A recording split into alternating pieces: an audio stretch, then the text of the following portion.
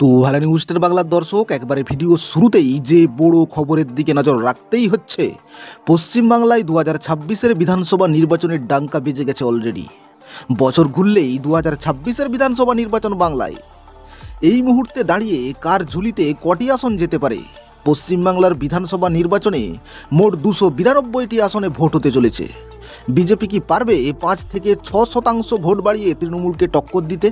এখন ভোট হলে কোন দল বাজি মারতে পারে বাংলায় জানিয়ে দেব দর্শক আপনাদের। তার আগে ছোট্ট একটি রিকোয়েস্ট করব দর্শক, নিউজ 10 বাংলায় প্রথম হয়ে থাকলে অবশ্যই চ্যানেলটি সাবস্ক্রাইব করবেন এবং পাশে থাকা ঘন্টাটি অন করে দেবেন লেটেস্ট ভিডিও সবার আগে পাওয়ার জন্য।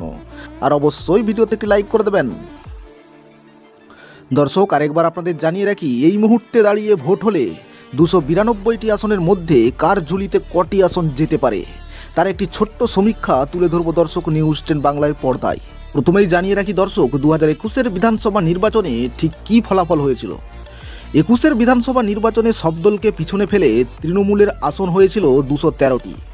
সেখানে দাঁড়িয়ে বিজেপি পেয়েছিল মাত্র 77টি আসন। কিন্তু অবাক করা বিষয়, সরাসরি 3টি আসন থেকে এক লাফিয়ে 77টি আসনে পৌঁছে যায় বঙ্গ বিজেপি। এক কথায় বলা যেতে পারে ভালো সাফল্য ছুঁয়ে ফেলেছিল তারা।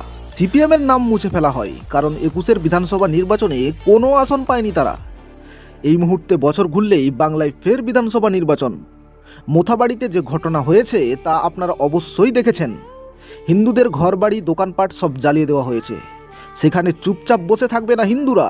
এবার সব ভোট চলে যাচ্ছে এই বিজেপির দিকে, কারণ ধীরে ধীরে একত্রিত হচ্ছে হিন্দুরা, আর তার লাভ বিজেপির দিকেই দেখা যাচ্ছে।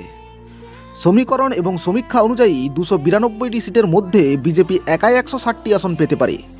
সেই জায়গায় দাঁড়িয়ে তৃণমূল কংগ্রেস 213টি আসন থেকে কমে 120টি আসনে পৌঁছতে পারে তারা, এবং সিপিএম 0 আসন থেকে 12টি আসন পর্যন্ত পেতে পারে তারা।